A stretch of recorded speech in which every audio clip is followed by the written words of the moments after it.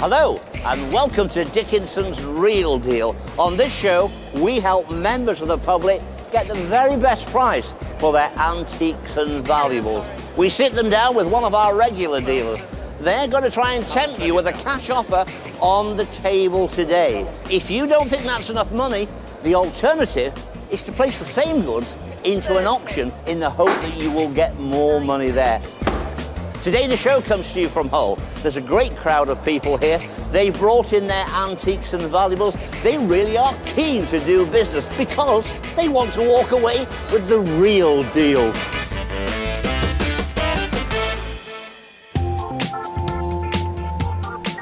In today's Dealer's Den, there's a good crowd, armed with a load of antiques and collectibles for our team to appraise. And dealer James is first up to face the music. Hello, Dave. Hello. You brought along something that must be a musical instrument. It is, yes. Let's have a look. Right. So you're going to have to tell me all about this. I know that's the mouthpiece. Yeah. So let's put that in there. Let's get rid of the box, and then we can have a really good look at the horn. I'm guessing it's a horn, is that right? It is, yes. Tell me exactly what it is. It's an E-flat tenor horn. An E-flat tenor horn. Okay. And are you a musician? Yes, you play I do it? play, yes. Okay. Now, is all this plating is worn off? Is that because it's had a lot of use? I think it's just the wear through time. Are they the bits you hold? Hold it. Show me how you hold it. Yeah. Let's play it like that. Like that, okay. So those bits do get rubbed, don't yes, they? they do. And how old do you think it is? I would guess it's kind of just pre-war. Yeah, I'd have said 1930s, 1940s. Right, okay, yeah. So you're a musician, you bought this thing. How long have you had it? I've had it about 8 months. Why are you selling it so soon? Well, I play a tuba normally. A tuba? Yes. Okay, which is much bigger, isn't it? Yeah, okay. A lot bigger.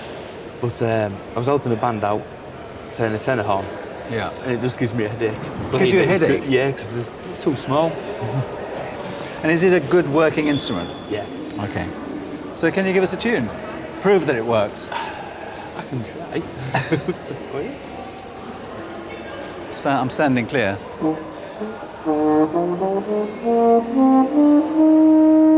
Very good. Now, have you got a headache now? Not yet, but it's coming on. Okay, so it's made by Boozy and Hawkes. It is, yes. Made in England. Proudly it says on it. I haven't a clue what it's worth, so I think the only thing I can do is to put a bit of money down and just stop when you think you've had enough.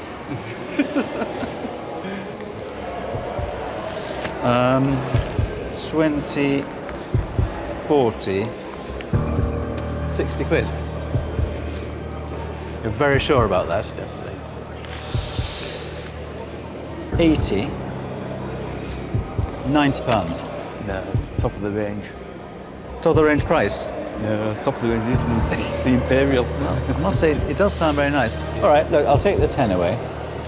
Fill that up to 100. And that on top, 110 pounds. No, I don't think so. I'm getting to the point where I'm beginning to worry. Yes. So I'll take the tenner away and put another 20 down. So you've got 120 quid there. What do you think about that? Yes, I think. Okay, well, yes. Thanks very much for bringing it along. Okay, thank you very much. I've got aspirin in my pocket. Looks like James hit all the right notes there. Across the room, dealer Cheryl's got the chance to size up an old favourite. I see you've brought us a preserve pot in today made by Clarice Cliff. Can you tell me how you came about it? Not exactly, no. All right. It's been in a cupboard for as long as I can remember. All right. And I saw the advertisement in the paper. Yes. So I thought I'll just come down and see what's... Oh, right. OK. What makes you want to sell something like this? Well, it's just collecting dust at the moment. All right. OK, then. Well, what's unusual about this particular piece is it's got a chromium lid with the knife. If we just take that off, Clarice Cliff was all hand-painted, so this would have been actually a plain pot, which she would have made. Pre-war would have had a ceramic lid, but this one I think might have been slightly later. With this item, they had a lot of different patterns that Clarice Cliff made, and this pot is called Teo Mina, and you can tell because it's got the little flowers around the outside depicting that. Have you got any idea what you might like from it? Roundabout. You do? Fair enough. I'll start off with 50. Right, okay. 70, 90. If it had a ceramic lid, I'd be very, very, very tempted. But having the metal lid, I'm not so sure. Well, I've come in here because at this stage there's £90 on the table. I can tell you both the independent valuers and the auctioneer, they're both saying 100 to 150. I would expect it to make over the 100. It's a close thing, but I think you would do better if you went to auction. I've put 90 down, and I'm going to stick at 90. You wouldn't go to 100? I'd like to have offered you that, but with the metal lid, it's just sort of putting me off. So, would you be happy to take it to auction, David? Yes, yes. Okay. Well, I hope you do well, and thank you for bringing it in today. Yeah, okay. Many Thank you very thanks. much. Thank you.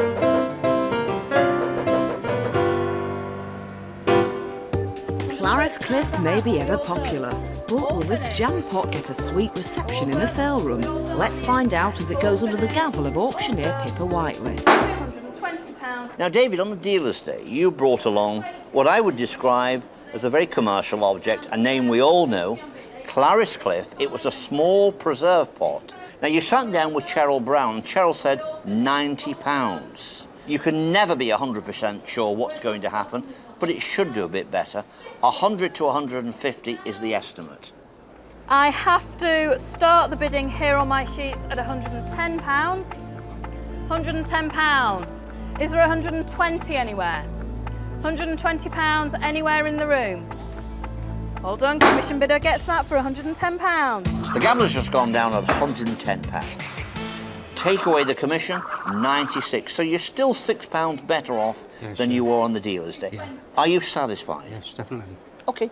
On the day, we would have liked to have seen more, but the real deal was here in the sale room, £110, taking home 96.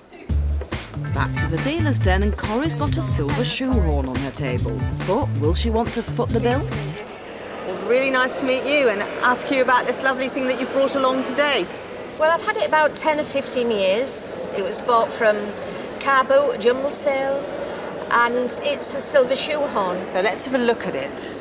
Well, as you say, it's a silver shoehorn, and it's very interesting because it's quite a big one, isn't it? Yes, yeah. I mean, you'd imagine this is for quite a large person, a man maybe, and yet, looking at the end, you've got this absolutely lovely face. I mean, to me, it looks like a very lovely woman, and her hair goes down the back, and at the same time, you've got these sort of leaves and a flower maybe chased into the sides. So it's a lovely, lovely design. And I think we've got a hallmark here, nice clear mark. Let's have a look at the hallmark. And it's London 1888. And now we come to the vital part, do we? Okay, get your money out. Get my money out. So do you know how much money I've got to get out? Have you an idea what you want? Yes, I do have a good idea, yes. 20, 40 pounds. It's not enough, Corrie. It's not enough. Are we getting there? Yes, yeah. Well, I've got a queen. Are we near? I'd like to squeeze a little bit more.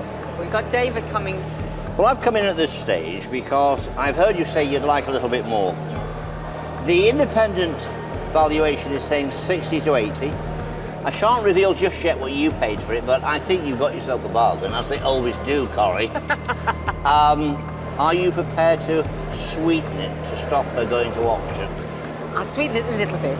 I've listened to you. I was going to put another fiver on. Okay. Another £5 is going on the table. That is making £55. I will reveal at this stage you paid £3 for it. You've got a deal. She got a bargain.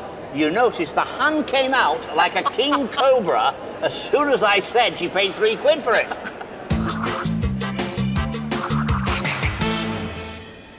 Also coming up, Corrie takes a gamble. Well, we start with a 50. I won more than that the first time it run. But are the odds on her side? Where have you been? Welcome back to Dickinson's Real Deal. It's all go in the dealer's den, and dealer Stuart is trying to get a perspective on the object that's arrived on his table. You bought an interesting little... It's not really a picture, is it? No. I think they call these dioramas. Right, yes. Let's have a little look at it because it's quite interesting. Looks a bit Russian, doesn't it? It does, yes. The buildings. Yes. Never really known a lot about it. It's just always fascinated me from being a child. And the colours just fascinated me. So I think with it being a 3D effect as well, it sort of drew me to it. Well, you brought it to the point. Diorama is three-dimensional, you're Yes. right. And you've got all the different foliage on the front, the building with depth, your people in front, different layers of background and the clouds and so on. Right. Very much a late Victorian figures here. And the fashion for these was certainly late Victorian. I would have thought it's sort of 1860, 1880. Why you brought it here to sell it today? Tell me. I'm helping a private school in Ghana. In Ghana, yeah. Yes, it's a school I've been linked with. I work at a school here in Hull, and it's a school I've been linked with in Ghana for just over 3 years now, and helping children there that have got nothing. And I thought it would be quite nice to put towards the fundraising for that school to help these children. Commendable. Well, this is obviously pulling at a few strings here for me, isn't it? That's your idea, isn't it? I'd like to think you're very charitable, yes. It's for a good cause. Yes. Okay. Well, I think it's exceptionally clean and it's quite an interesting item. I better get the money out, hadn't I, and see what we can do. Okay. Yeah. 20, 40, 60. You're not even looking at my eyes, so I can't tell, can I? 80, 100, 120, 120 pounds. Well, it's very nice, but I have another £6,000 to raise to send another container next year. So you really want 6,120? That would be lovely. David, thank you for coming in and saving me. So this container, it goes to Ghana for underprivileged people, obviously. Yes, for children. And you do this every year? I've sent one and I'm sending another one next year. I have to say to you, I'm in awe of you because many people talk about these things, talk about supporting charity. Here's a lady that's gone out and actually done it. Let me tell you what the independent valuers say. Please do. They say 80 to 120. So the £120 is on the money. Worthy cause. Thank you. You're with the right man. He's a generous man. Get another 20 quid in. I'm getting out of the way. What can I say? No pressure. No pressure, she says. Goodness me, another 20 quid. There's £140 on the table. That's very nice, very generous. Could I maybe just push you for another maybe 20? Just push me. There's Just a little no bit pressure, more. no pressure. No pressure, maybe. Seeing as it's for such a good cause. I'll do another tenner for it. I think £100 was what I would have liked to have paid for it. 140. I'll do you £150, and that's the tops for me. Okay. That's £50 towards the event. Yeah, that's thank you. Thank you very We much. have a deal.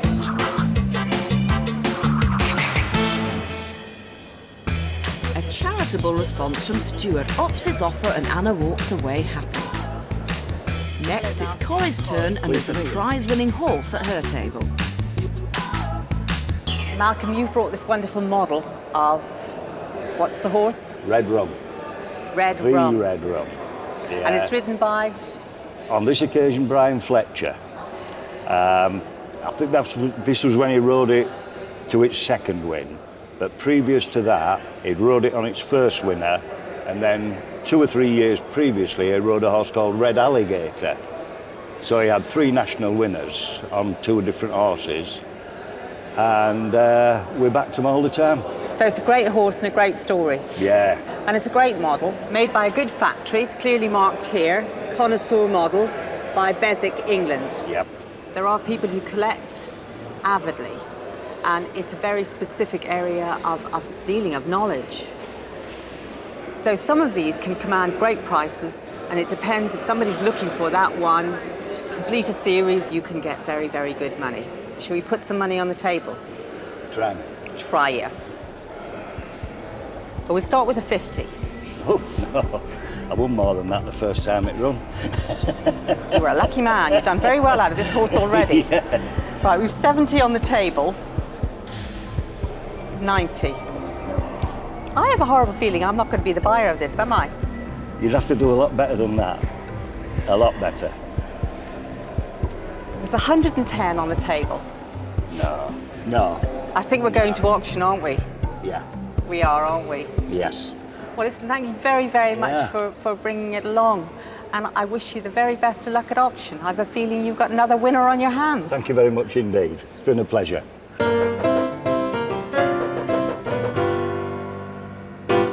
Right. So this champion horse heads to auction. Or will it triumph once it's in the sale room? Time to find out. Now, Malcolm, on the dealer's day, you brought along a Beswick horse, and of course it was the Great Red Rum. Now, you sat down with Corrie Jeffrey, one of our dealers, and she offered you £110. Yeah. Did that not tempt you? No, I don't think so, really. No. OK. I thought I'm going to get rid of it. I'll go the whole hog and see what we can do. All right. It's here at the sale room. The estimate is 120 to 180. Yeah. The reserve is £120. It's coming up now. £50, 50 and bid, £50. 50 I have. 55 on the net, 60. 60 in the room. 65 Very disappointing in a way. I expected this to 70. really fly. 75. Yeah. 80. 85. 85 I have in the room. It's below the Are we reserve, on the £85. Well, I'm afraid we're going to have to leave that one, I'm afraid. Gavel's gone down at £85. It didn't make its reserve. Are you disappointed? In a way, yes. I expected a run for my money, but Yes, so did I. I have been offered £150 for it prior to coming here today. On the day, it didn't sell in the sale room, but in your case, luckily you've got a new buyer. That's the way it goes when you gamble. Hello, Alan. Back in the dealer's den, we've got an inherited vase. Now, you brought along this vase. You don't look, if I may say so, like a Crown Devon sort of guy. No. It's not your... This isn't yours, is it? Grandma's. It's Grandma's, OK. And did Grandma buy this new, do you think? No, she got given to her for a wedding present. A wedding present? Do we dare ask? From her great-grandma in Right. 1926. 1926. So she was given this in 1926, and I bet it was new then. Probably. Because I would have thought, you know, if you'd said to me, date it, I'd have said 1930. Yeah. So it's a bit before 1930. And it's Crown Devon, I'm guessing, isn't it? Yeah. Yeah. So Crown Devon, it's Fielding's pottery, Crown Devon. It's kind of very typical of that period, isn't it? It's reasonably attractive, I think. It's not quite my period, I have to say. Right. Well, I quite like it. You've had it in the family since 1926. You don't want it, so I don't have to offer you very much. So I get some money out. Yeah. I'd like to offer you 30 quid. You put a bit more on. Not very much more. No. Do you think you might do a deal at a little bit more? A little bit more, yeah. If I put another tenner down, that's 40. So have we got a deal? 40 quid? Thanks very much for bringing it. Okay, no problem. I'll try and find it a good home.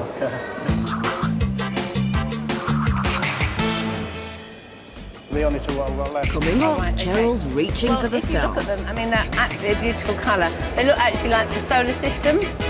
But will her offer bring us back down to earth?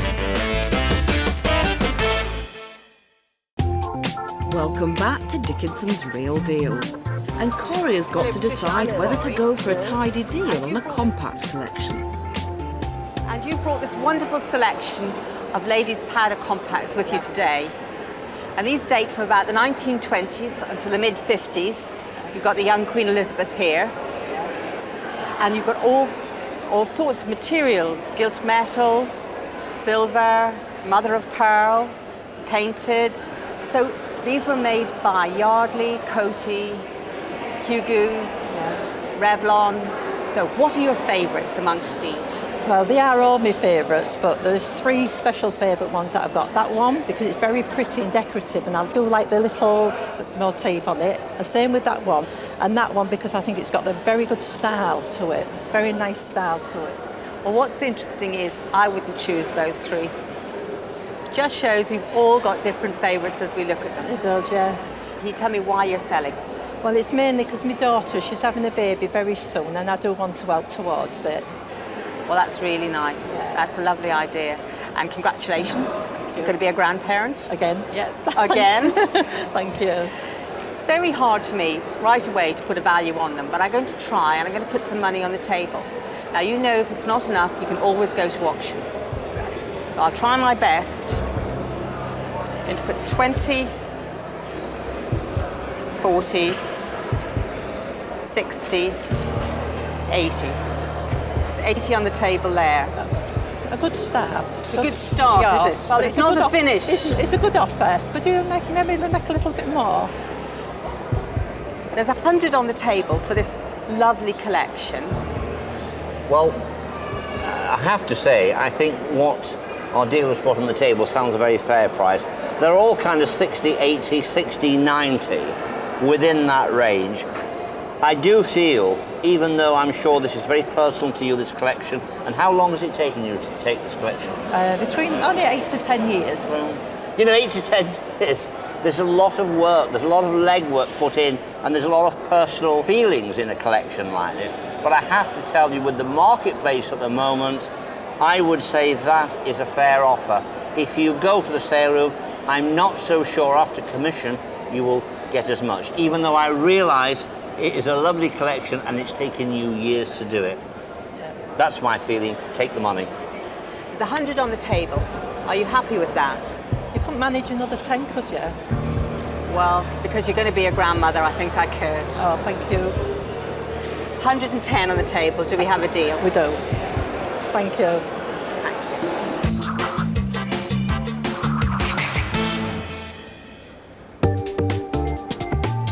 Over on the other side of the room, we've got some studio pottery. I see you brought me in a nice pair of colourful chargers today. Certainly are. Can you tell me something about them and how you acquired them, please? They're Alan Clark chargers, and I bought them from car boot. A car boot, really? Yeah. Okay. Have you done any research on Alan Clark? Because I know nothing about him at all. I know he's an ex-pool designer. Right, okay. That's all I know about him. Well, if you look at them, I mean, they're absolutely beautiful colour. They look actually like the solar system. Yeah, because you've got all the different planets, and then you've got shooting stars and colours. They have got a great feel about them. One thing I will say, they're a little bit modern for me. I feel that something like this would be good for an interior designer, somebody along those fields. You know, that someone's got a sort of like a blank canvas in a room and they could put them in, because they're quite stunning pieces. If they'd have been Paul, they would have commanded a higher price than obviously Alan Clark, because you're just buying a name. Why do you want to sell them? Well, they're just in the bedroom gathering dust. Oh, right, okay. You haven't ever had them out on the wall then? No. All right, okay. Well, I'm going to put an amount down, what I see them as, and then you decide whether you'd like to take that or take them to auction. Yeah. Is that okay? Okay. Fair enough. I'm going to put 20 for one, 20 for two. So I put 40 down for this one and 40 down for that one. I think they're worth a bit more than that. Possibly, yes. But as I said to you, I think they're a bit modern for me. And if they'd have been Paul, I would have jumped at them. But being Alan Clark... Alan Clark, as far as we know, I think worked for Poole, didn't he? Yes, I think he did, yes. Fairly modernish. Our independent value as an auctioneer, they're saying 80 to 120. Yeah. 80 is on the table. The question is, can you go to auction and can you get more money? You may get a bit more. I don't think there's going to be a lot in it. No. So my impression is the offer on the table, it's fair. You heard what David said. Would you be happy to take that or take them to auction? I'd like to take them to auction then. You'd like to do that then? Please. All right then, thank you very much for bringing them in, and I hope you do well with them. Thanks.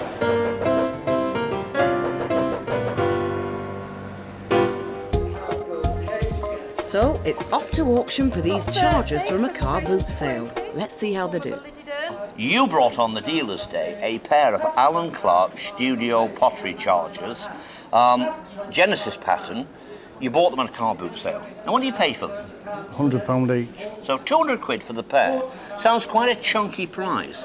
Why did you pay that? What got you to pay £200? I just liked them. I fell in love with them as soon as I saw them. Well, you know, this is a good way of buying, Colin. When you like something, you buy, you pay us your money. If it gives you pleasure, that's what this business really is all about. Right, yeah. Here they are now. And I have to start the bidding here on my sheets at £80, £85 anywhere. Any interest at 85 on the net, 85, 90 with me on my sheets, 95 on the net, 100 to me, £100 to my commission bidder, 110 on the net. The commission bidder is now out. All done, all finished. Now you paid £200 at a car boot sale, and the real deal, we will say, is £110. You're going home with £96. What's your feelings about that? I'm a bit disappointed. I thought they'd make it a bit more than that, but...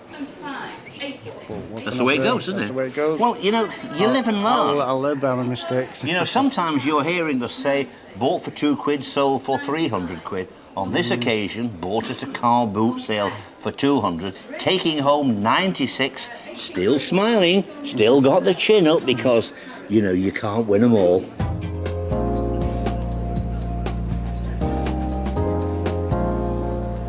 Very nice to meet you, Ross. You know exactly what it is. Yes. It looks like a gold pocket watch, a watch chain, and a medallion.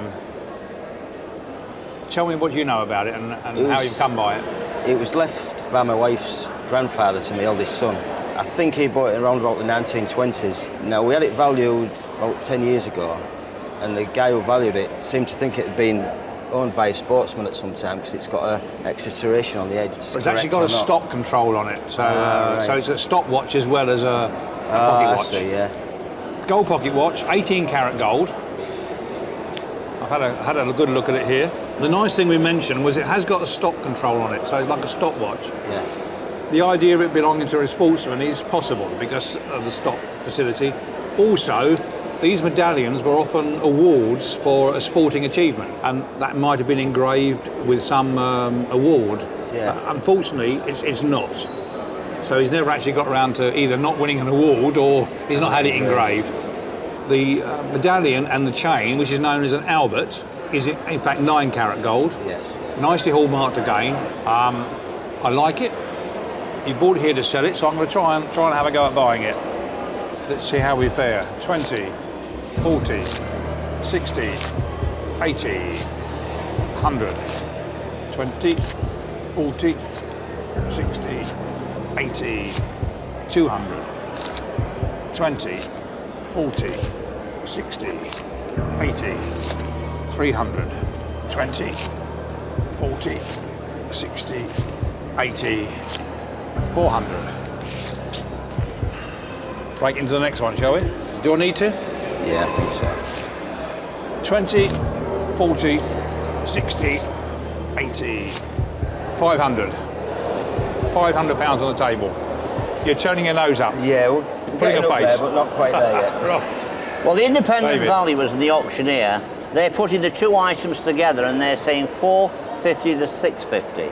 Our seller is not happy at 5. No. Are you prepared to go that bit better? I could go a little bit more, yes, a little bit, not a lot more for me. Okay. The watch does show damage on the face. That's the disappointing thing about the watch. Obviously, their valuation is probably taking that into account. Yes. It's an interesting watch, but the cracks on the face you can't get away from. Okay. I'm prepared to pay an extra £50. Well, £550 is now on the table. Which way to go? Your choice. If it was me, I know what I'd do. I think what's on the table is a good offer. Has David convinced you? Not totally, no. Would you be prepared to put another 50 on? £550 is my price. So that's my top bid. If the watch wasn't damaged, I'd have paid more. But £550 will see me a profit. That's my top bid, I'm afraid. Well, I'm prepared to deal at that. Have a deal? Yeah. Okay. Well done. Thank you very much.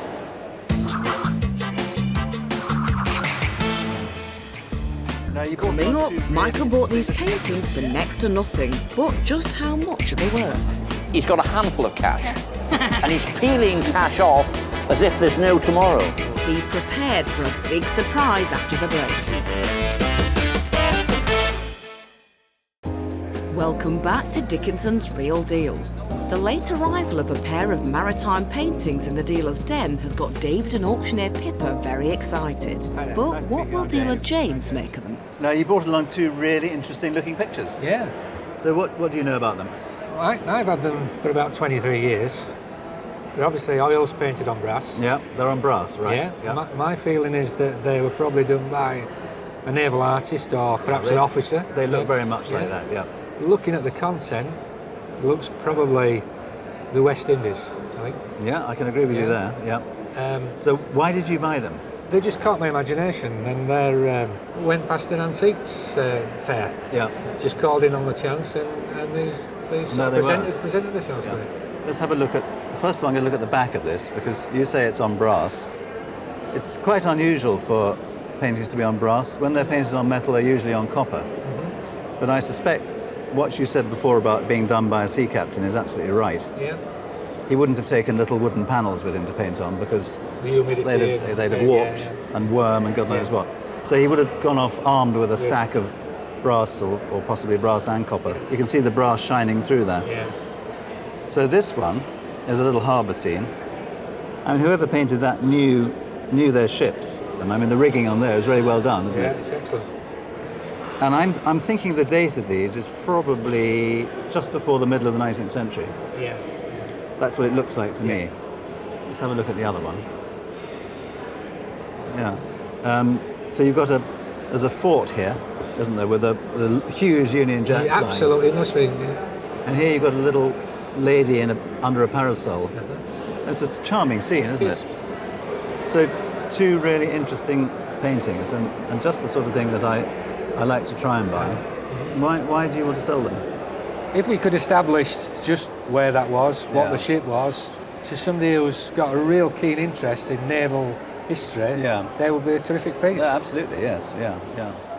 Well, I have to tell you, Pippa, I'm quite excited. Sometimes something comes on the programme which I'm going to describe as rather speculative. What do you think about these two Maritime pictures on copper? No, I think they're very nice quality. I think it's a shame we don't know where they are. Now, the big question is, what are you going to estimate them at? I think 400 to 600 in the sale room. Now, the independent valuers, they're saying 6 to 8. I'm saying I like them. I really like them. And I think under the right conditions, it would be a decent gamble at auction, and I think they could do well. The only thing that worries me, we've got a dealer here that knows his business, and believe you me, he will want to buy them. Let's see what James puts on the table. Let's think now. 20, 40, 60, 80, 100. The good news is he's got a handful of cash. Yes. And he's peeling cash off as if there's no tomorrow. 320, 340, 360, 380, 400, Michael. And here comes advice for you. I've come in at this stage because I think we're at a critical stage. I don't know how tempted you are with the £400 that's on the table. Let me tell you what the independent valuers and the auctioneer say. The auctioneer, relatively modest, says 400 to 600. Independent valuers, they're saying 600 to 800. We have a dealer here with a great deal of experience, got a wonderful eye. He recognises we have something special here. You can either take the money, which is being offered, or you can gamble and go to auction. Now, I can't promise you anything in the auction. If the right people see these, I think you could be in for a nice few quid. I'm not sure that I'm right, but I've just got a gut instinct, rather like the glint in the eye of one of our most experienced dealers, in my opinion. He's a terrible old flatterer, isn't he? But anyway, we all heard what David has to say, so I'm going to dip into my pocket again. For 20, 40, 60, 80, so that's 500.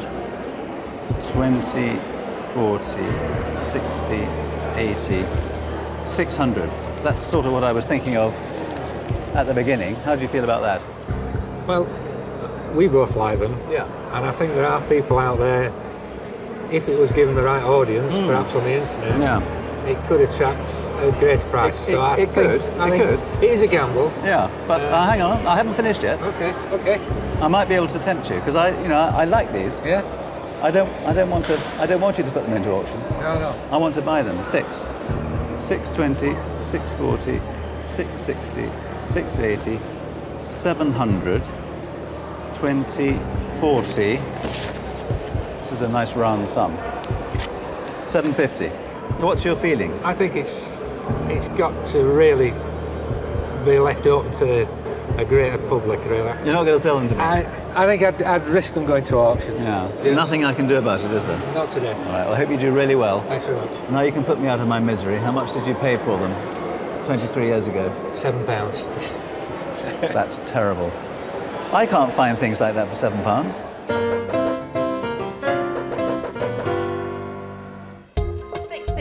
So Michael has just turned down a huge offer on the paintings he bought for just £7. Has he made a terrible mistake, or could he do even better? Now, Michael, on the dealer's day, you brought along two early 19th century marine scenes. They were very topographical. On the day, you sat down with James Late, who is a great dealer, and he offered 750 quid. In fact, a very good offer, but I still think that these should have gone to the open marketplace. It's time to find out if these are going to sell. I have a commission bid, so I'm starting at £700. Is there 750? 750 on the net, 800 with me. 850 on the net, 850 on the net, 900, 900 on the net, 900 on that, 950 on the phone, 1,000 on the internet, 1,000 on the internet, 1,100. 1,002, 1,003, 1,500, 1,600, 1,700, 1,800. 1,900. A strong bidder on this. £2,000 just in time on the internet. 2,100. Who's the bids? They want it. In the room at 2,800 now. £3,000. 3,200. 3,400, 3,600, 3,800, £4,000, 4,400. Now we're getting to it. £5,000. We're at £5,000 now. 5,400, 5,800. Do we have any more bidders? I have £5,800 in the room. Are we all done? Yes! Can't beat that. £5,800. Commission has to be deducted, and you will be going home with £5,220. I'm going to ask you straight away, how pleased are you? I expected them to do well, but I think that's exceeded all my expectations. Okay. Well, I'm delighted. I believed in this lot all along. It is a great lot. £5,800. Yes, that's the real deal. Wow, what a result! To think they only cost £7. Unfortunately, none of our dealers have been quite as lucky with their purchases today. James had a blast with the brass instrument, which sold for £180. Corrie's heading for a profit on the compacts. 2/3 of them have already been sold for £85. Stuart did very well. He sold the Diorama for £200, and the Albert chain and watch went for £650. We've had an absolutely fabulous result here in the sale room. A pair of topographical pictures were bought by Michael years ago in a small fair for £7. They have just brought £5,800. Ooh, wow! What a return. What a fantastic price. Don't forget to join me, David Dickinson, next time for Dickinson's Real Deal. Bye for now.